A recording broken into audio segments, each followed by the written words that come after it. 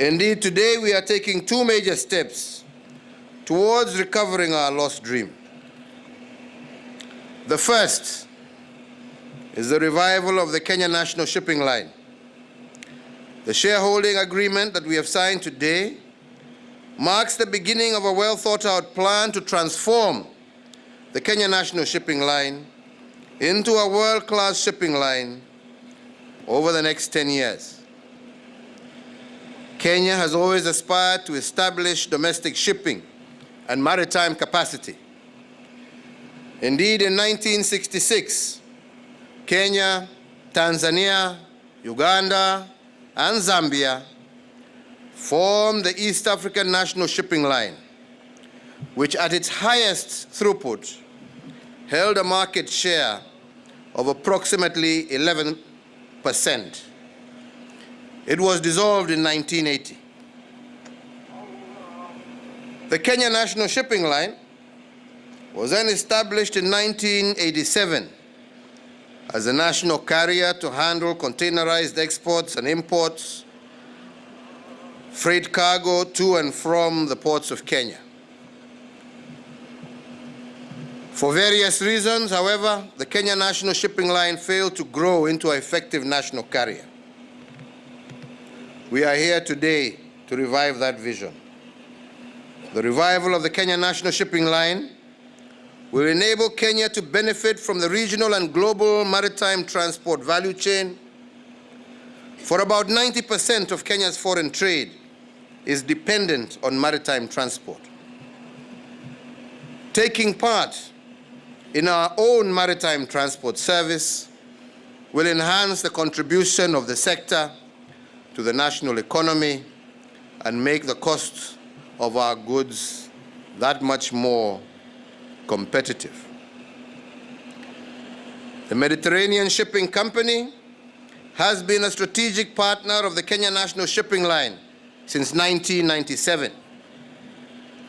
The agreement we have just signed will thus deepen this partnership and enable the Mediterranean Shipping Company to more effectively support the revival of the Kenya National Shipping Line. The Mediterranean Shipping Company is the second largest shipping company in the world and the only one that owns both cargo and cruise ships. We are therefore fortunate that through this invigorated partnership, we can quickly grow our shipping capacity by riding on its wings.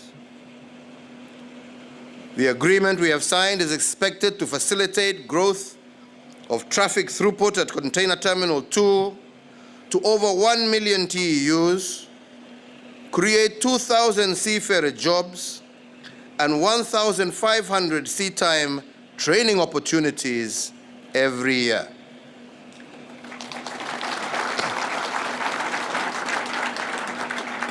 The bulk of these seafarer jobs will be generated through cruise shipping.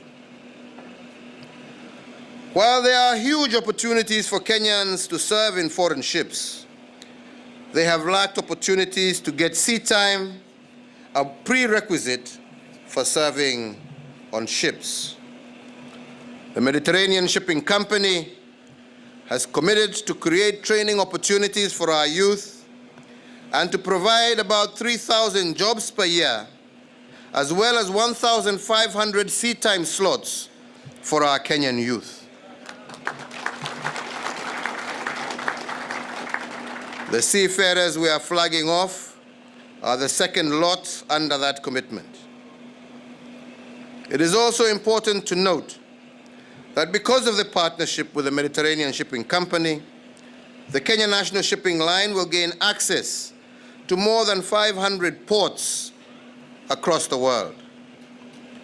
Moreover, that partnership will enable our shipping line to strengthen the cruise shipping sector, jumpstart tourism, and indeed coastal agriculture and agro-processing.